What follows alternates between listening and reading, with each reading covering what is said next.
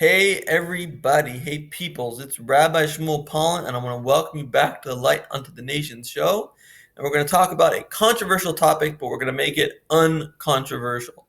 Because rabbis are not supposed to talk about politics, not from the pulpit, not to anyone else.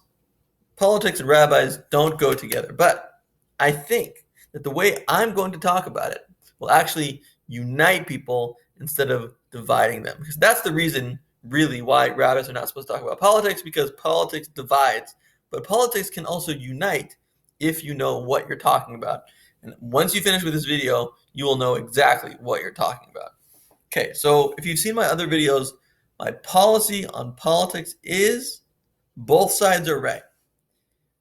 Both sides have good in them, and both sides have bad in them. And we need to work together, and that's key, together, because one of you is expert in one type of good, and the other is the expert in the other type of good. So you can get together to maximize the good and minimize the bad. That is the policy that works. That's the policy of the Torah. That's the policy of the Bible. That's the policy of unity. That's what will bring us together and bring a society that is closer and closer every day towards a messianic paradise. Things will just get better and better and better if we get this right. Working together to maximize the good in both sides and working together to minimize the evil in both sides. So, what are both sides? We have on one side socialism. On the other side, capitalism. Socialism wants to redistribute the wealth as much as possible and try to level the playing field. And capitalism wants to create competition and get people in financial competition with each other so that they will bring out the best in each other through working hard and becoming the winner of the financial game. And speaking of games, let's just talk about the perfect example of the way an economy should run. Let's talk about football, because football is a sport that is working. It's people are showing up to all the games. Players are making a lot of money. Everyone is being entertained, and everyone is competing. And everyone at the same time has safety guards. They have padding to make sure they don't get hurt too much. And that is what you want in an economy. You want it to be like football. The owners are getting rich. Let's not forget that. The owners are getting very, very rich. But they work towards that. They put the team together. They make all the big decisions about what should happen with the team. So everything is working in football, but it's not working in our economy. But maybe we can take a lesson from football and realize how socialism and capitalism do not really contradict, because I've watched many debates between socialists and capitalists, and we have to realize that they both say the same thing. Because in one recent debate that I saw, the 70-year-old professor of 50 years teaching socialism for 40, 50 years straight, every single day, every single weekday, to try to teach and inculcate and maybe brainwash these kids into thinking like a socialist. And even he said that would there be perfect socialism if we had the type of socialism that we would want? There would still be enclaves. There would be still be places where there is capitalism. So he admits that there still should be some capitalism, even in a socialist society. And on the other side, we have the exact polar opposite. We have capitalists who are all about the competition and the freedom of being able to create your own goods and services in the way that you want and hire who you want. They say that we shouldn't let people starve.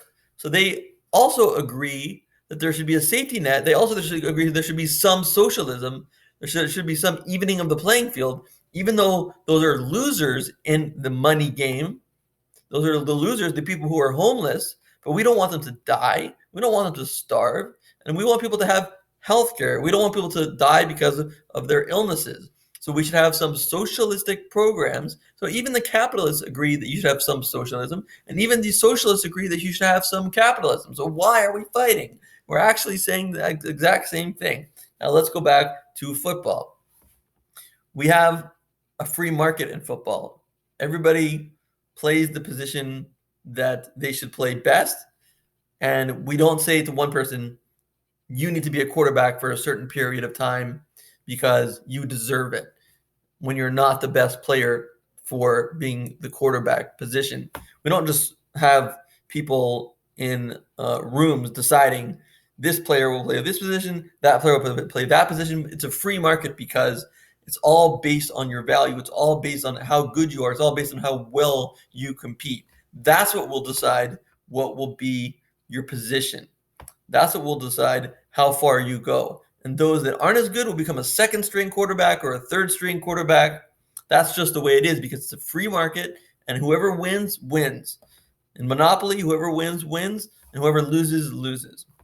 But let's take a specific example of a certain play that's going on in football where the linebacker sacks the quarterback. Now, we could just have this happen, or we could put padding on the loser. So even if somebody loses in a game, they didn't really lose in life. So we want to make things a little bit more artificial. So he's not just beating up on the quarterback. He's not just, taking advantage of him and becoming the winner and being ruthless. There is mercy. There is socialism. There is pads. The pads are the socialism. The fact that really this is not a knife fight. This is not something where people are going to actually get killed. We use socialism, we use pads to make this a more elegant game, a more fair game, a less dangerous game, because we don't want the people to die. We don't want them to actually die. If you're a pure capitalist, that would mean you want a knife fight, and everybody would want to watch this knife fight. It would be like the gladiators in ancient Greece. Everyone would want to see a person fighting with a lion and getting killed. That's pure capitalism. Winner wins, the loser loses. The winner is the lion, the loser is the one fighting the lion, and that's it. There's no two ways about it. But we all know that we don't want that. We don't want Greek gladiators. We don't want a knife fight. We want football, which has the elements of socialism in that it has pads and that protects the players. And there are also rules to protect the players so that everything is fair. And what's happening in America is we have both aspects, as you always will have. You'll have both aspects. You have an aspect of capitalism. You have an aspect of socialism. But in this case, the rules are not set up very fairly, and they're not being implemented the way they're supposed to be implemented. So in both cases, capitalism or communism, Marxism, socialism, you have the theory of the philosophy of the economy that it would create, and you have the actual practice of what it would create. So killing landowners just because they own land, you could call that communism, but it really isn't, because the Communist Manifesto does not say to kill the bourgeoisie. It says to take their money. So if you would take their money, that would be an aspect of capitalism, of communism, and that would be wrong, but that would be it in theory. But in practice, it led to the deaths of tens of millions of people in China, in Russia, in Cambodia, in Cuba. In all these places, socialism was used in a way that wasn't what the actual philosophy was, because that's what tends to happen from that philosophy. The money goes to the people at the top. The people at the top are the people who have power as their highest priority. Power and domination. Those are the people who become politicians. Those are the people at the top. So when the money goes through them, it winds up being taken from those who were supposed to get it. The money is supposed to be redistributed through the society, and it doesn't actually come back. They wind up actually killing people, and that's the way they even the score, by killing people. It's pretty ridiculous. But capitalism is not implemented the way it's actually supposed to be implemented either, because you have certain things happening that are not really capitalistic, like the Federal Reserve, like the fact that banks get bailouts. They shouldn't get bailouts in a capitalistic society. The winners should win, the losers should lose. If a bank loses, it should lose. You shouldn't take the money from the people by taking it through the Federal Reserve and giving it to the winners, the bankers, and people who are billionaires shouldn't be paying less taxes than people who are middle class. That is not true capitalism. That's unfair. So the way things are in philosophy should be implemented in reality, and that would be a big help. But the philosophies themselves also need to be improved upon. And we can get together, right wingers and left wingers, because right wingers are experts in capitalism and left wingers are experts in socialism. Get together to make a society that has and strikes the right balance and makes the right philosophy and gets us to the right philosophy, and then implements that philosophy and implements it fairly, and make sure that you're not going off track, you're not treating people with special preferences that they didn't earn. They're actually helping the losers and rewarding the winners at the same time. You can have both. You always have to have both. We just need to maximize the good and limit and minimize the bad, and God willing, together, right wing and left wing, socialists and capitalists will work together to create the society that we all want, that will get better every single day.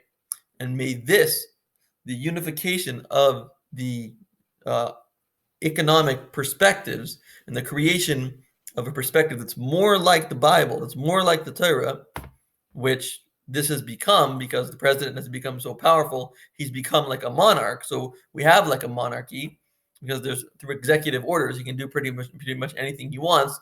So we have a little bit of the Torah system, but we need more. We need rules of fairness, more checks and balances, and we'll get into it in another video. Direct prescriptions on what to do, how to do it, how to make the economic system work for everyone, and may this all lead to the Messianic era, where things will just get better and better. God bless.